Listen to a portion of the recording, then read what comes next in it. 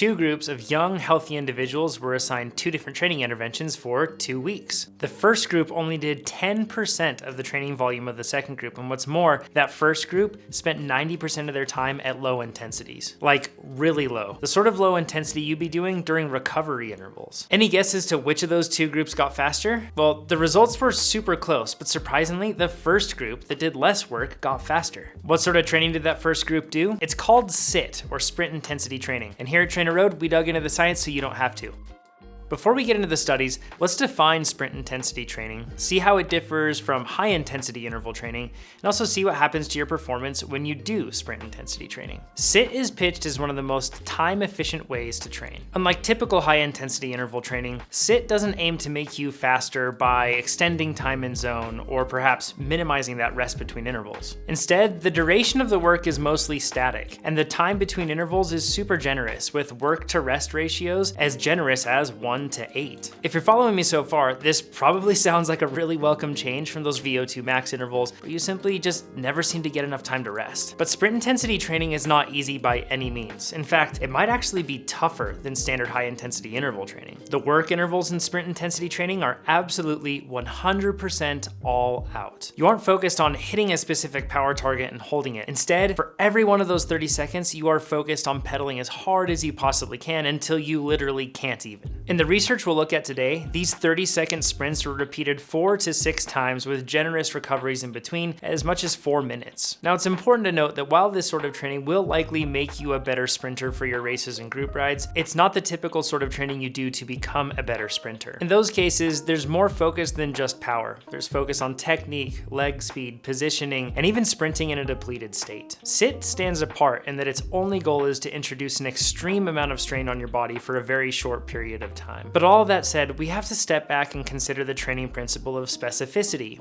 And the elephant in the room for most of us endurance athletes here is that 30-second efforts aren't particularly relevant for the type of cycling that we typically do. So how does this make you a faster endurance athlete? That's where the research comes in. In the study I mentioned at the beginning of the video, Dr. Martin Jabala and colleagues took 16 young active males and assigned them to either a sprint group or an endurance group. They tested each group before and after the training interventions in the following ways: a 50 kilojoule time trial, or roughly a 2-minute effort to test their short power, a 750 kilojoule time trial, or roughly an hour effort to test their endurance power. And they took muscle biopsy samples Kelly Clarkson! To test a handful of things. Firstly, muscle oxidative capacity, or in other words, how much energy your body can process and turn into work. Muscle buffering capacity, or in other words, your body's ability to process and clear byproducts like lactate. And muscle glycogen content, or how much glycogen your body can store in the muscles. Each group did 3 training sessions over the course of 2 weeks. The SIT group did 30-second all-out efforts with 4 minutes of rest in between, and the number of these intervals increased from 4 to 6 per session over the course of the 2 weeks. The endurance group just rode continuously at 65% of their VO2 max, or roughly tempo to sweet spot intensities, and did this for the duration of their training sessions. The length of these sessions for the endurance group increased from 90 to 120 minutes over the course of the 2 weeks. The results? Well, like we said,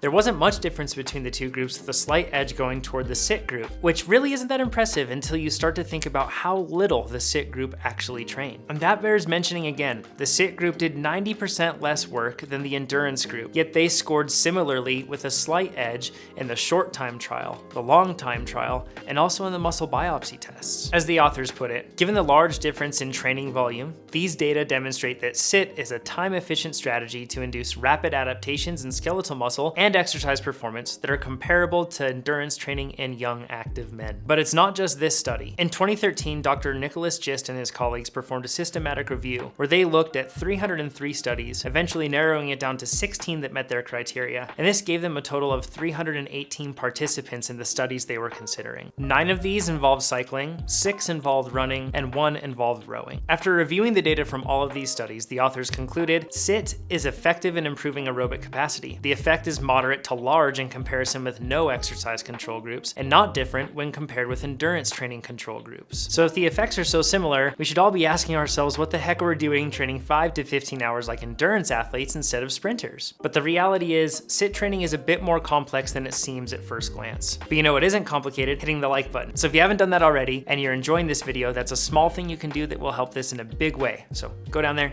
give it a thumbs up. Back to why sprint intensity training is complicated. First, it's important to clearly identify what the endurance groups were doing in these studies. In many of the studies included in GIST review, the endurance groups were just holding a specific power output for a block of time. They weren't following what we would typically see as an endurance training plan, where you're working specifically in specific zones for specific times to achieve specific outcomes. Second, the average age of the athletes included in this systematic review was 23.5 years old, causing the authors to note, further study of the impact of SIIT on older populations is needed to not only support its efficacy across age, but also to determine its feasibility relative to musculoskeletal limitations, exercise tolerance, and protocol. Additionally, in a 2008 article by Jabala and colleagues where they were reviewing all of their work on this subject, they noted that they did see performance improvements, but they didn't see changes in VO2 max, causing them to state this: peripheral adaptations were largely responsible for the improved exercise capacity. What this means is that SIIT training may be similar to this constant effort endurance training when it comes to peripheral adaptations in our musculoskeletal system, but it may be very different in terms of the adaptations that happen to our cardiorespiratory systems. They admitted that other researchers had seen improvements in cardiorespiratory performance markers like VO2 max, but in those cases, the subjects have performed significantly more work than what we've seen in the studies we're talking about. In fact, in those cases, the work looked much more similar to standard high-intensity interval training, with longer VO2 max intervals like 4 to 5 minutes long at lower intensities. So the next question is, why not just do more sprint intensity training? It'll still add up to less time than a traditional cycling training plan, and your training would be super simplified with just one single type of interval format. Well, here's why that wouldn't be a good idea. First, there's a basic training principle that informs us that our bodies adapt and grow stronger when they're introduced to and can recover from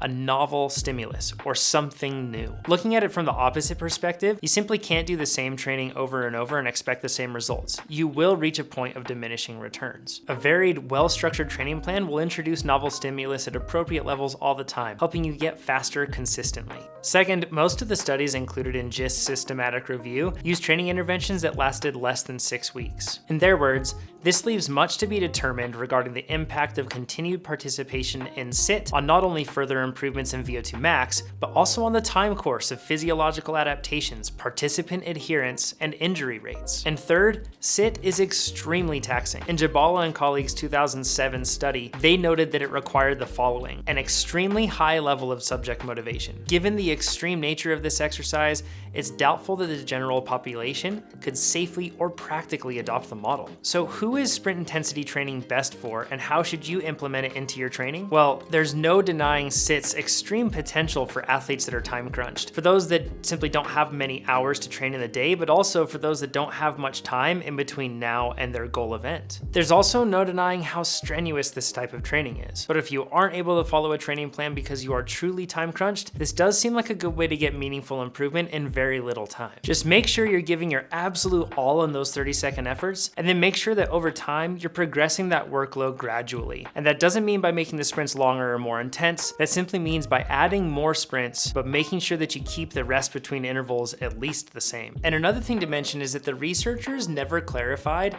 if these efforts were done in a seated or standing position. Personally, see no problem with doing them in a seated position on the trainer, as long as you go to full exhaustion, because that's what the point is of these 30-second efforts. And to help with that, we have tons of SIIT-specific workouts in the TrainerRoad workout library that you can use to make sure that you are sticking to the workout format as it's intended and progressing gradually. If you're following a training plan and you want to implement SIIT, I gotta be honest, it could be pretty difficult to do that without affecting your ability to complete the planned workouts that are already in your training plan. In GIST review, they pose the suggestion of sprinkling in those sprints throughout the rest of your week of training rather than doing them in a concentrated training block. But they did note that more research would be required to decide the efficacy of this approach. As a coach, I even hesitate to suggest that scattered approach of maybe just sprinkling in a SIIT effort at the end of 1 or 2 or maybe even 3 workouts throughout the week. And I know that may seem overly cautious, but the reason that I'm saying that is because I'm inclined to believe that an all-out effort at the end of that workout is just not going to make the next day's workout any easier, at least during this initial adaptation period.